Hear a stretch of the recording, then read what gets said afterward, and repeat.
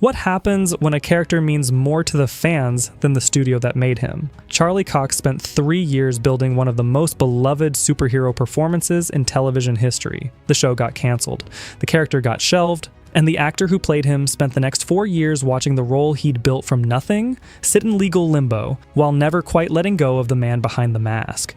But here's the thing nobody talks about enough. Cox never stopped believing. He didn't pivot to something else. He didn't reinvent himself. He just kept working, kept showing up, and trusted that the right people would eventually notice what the fans had been saying all along. And when they did, the reaction was unlike almost anything the Marvel Universe had produced in years. From a kid throwing himself into school plays in England, to a decade of grinding through roles that never quite launched him, to the moment a single scene in a Spider-Man film brought entire theaters to their feet.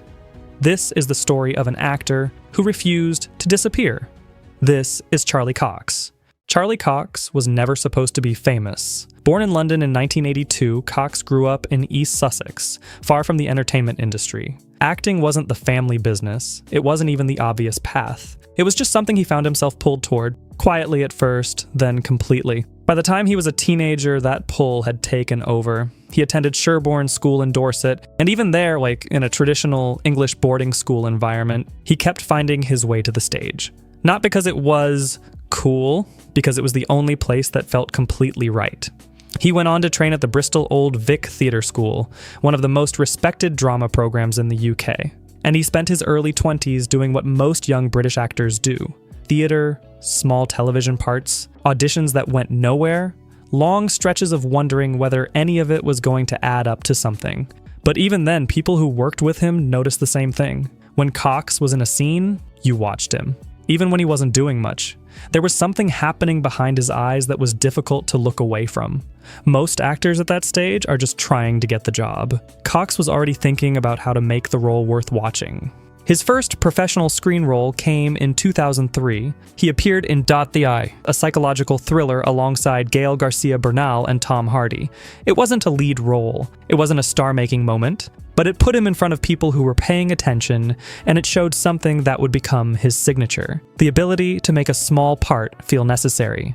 Then came the 2005 film Casanova, directed by Lasse Hallström and starring Heath Ledger in the title role. Cox played Giovanni Bruni, a supporting character caught up in the chaos of Casanova's Venice.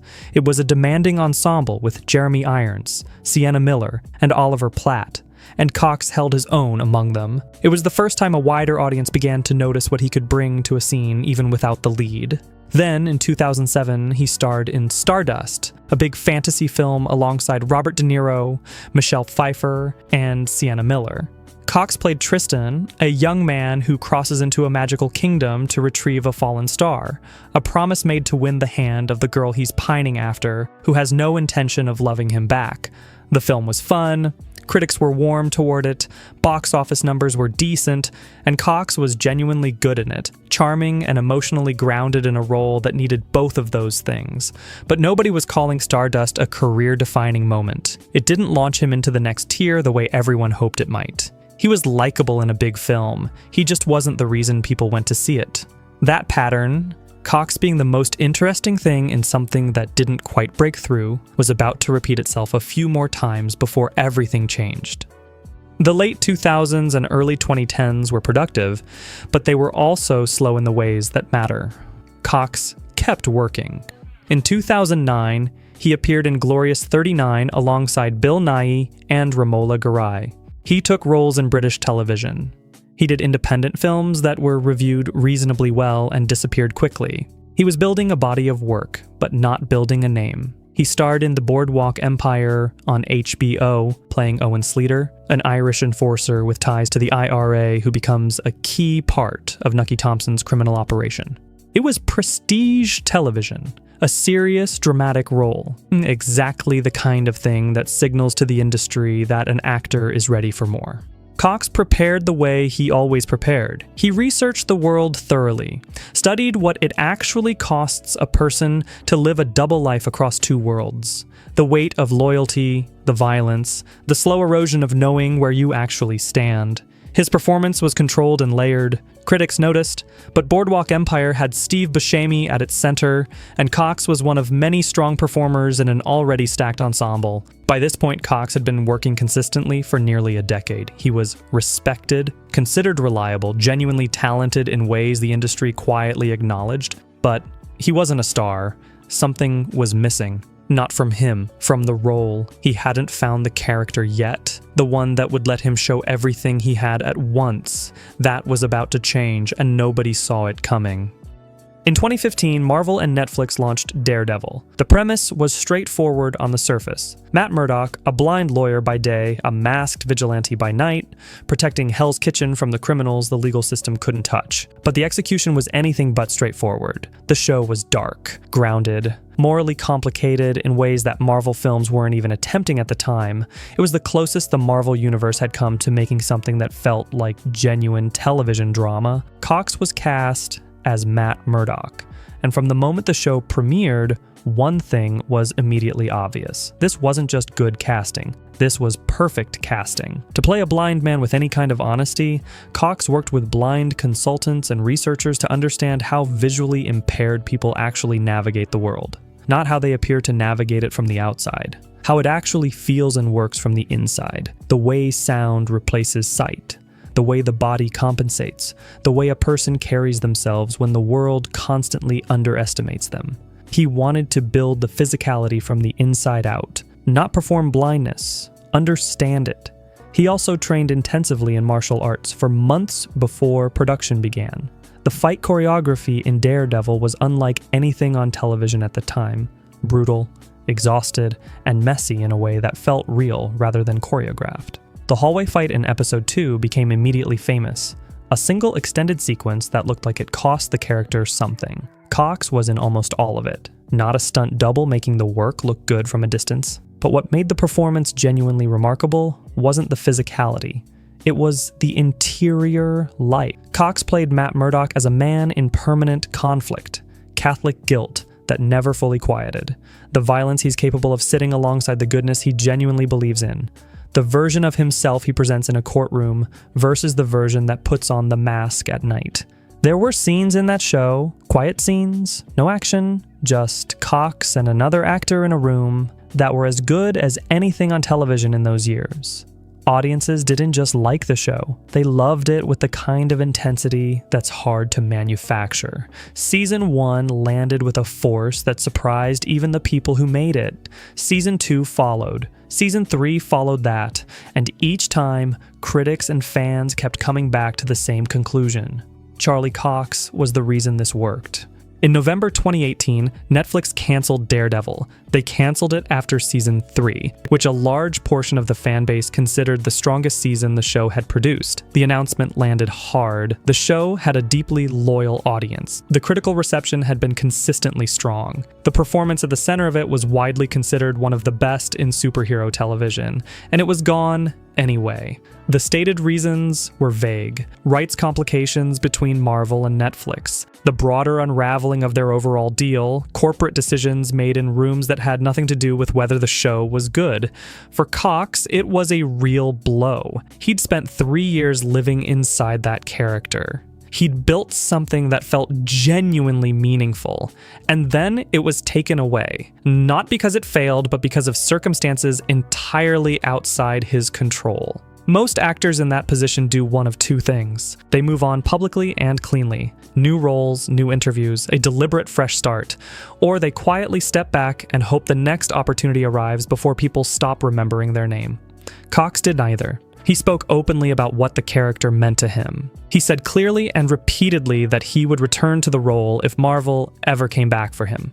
He didn't hedge or soften it. He didn't perform closure he didn't feel. He made it obvious, to anyone paying attention, that he wasn't finished with Matt Murdock, even if Matt Murdock was finished with Netflix. The fans held on in the same way. The campaign to restore the character never fully died. For years after the cancellation, the conversation kept going online with an intensity that most canceled shows simply don't generate. And during all of this, Cox kept working. He appeared on Broadway in 2019 in Betrayal, Harold Pinter's play about a marriage falling apart, alongside Tom Hiddleston and Zawe Ashton. Cox played Jerry, one of 3 equal leads in the ensemble. It was a serious, demanding stage production. Critics responded well. It was exactly the kind of work that reminds the industry an actor has more range than their most famous role. But the next defining chapter of his career wasn't going to come from the stage. It was going to come from a single scene in a Spider-Man movie. In December 2021, Spider-Man: No Way Home opened in theaters.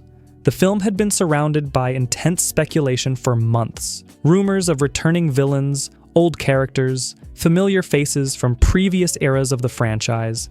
The internet had worked itself into a state of barely contained anticipation before a single frame had been officially confirmed. And then, early in the film, Charlie Cox appeared on screen as Matt Murdock. The reaction in theaters across the world was immediate and physical. People screamed. Some cried. 3 years after the cancellation, in the middle of a film about a completely different hero, the character simply walked back in. And Cox played him exactly the same way he always had. Not a soft reboot, not a reimagining, the same Matt Murdock and the same presence, the same weight, the same person, continuing from where he'd been, so abruptly stopped. It was one of the most celebrated moments in recent Marvel history, not because of spectacle, because of what it meant. The fans had been right. The character was too good to shelve permanently, and the actor playing him was too good to replace. From that moment, the question wasn't whether Daredevil was coming back. It was when and how fully. In March 2025, Daredevil: Born Again premiered on Disney+.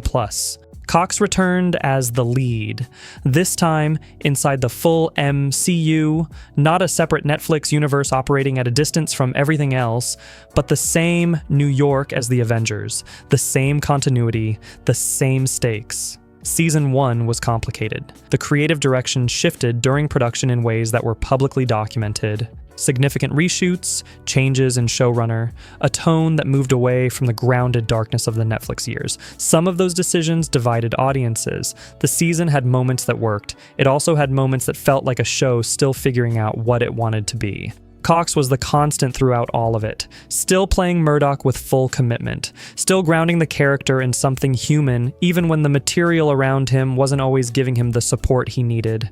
But Season 2, which finished airing in May 2026, was a different story entirely. The show found its footing.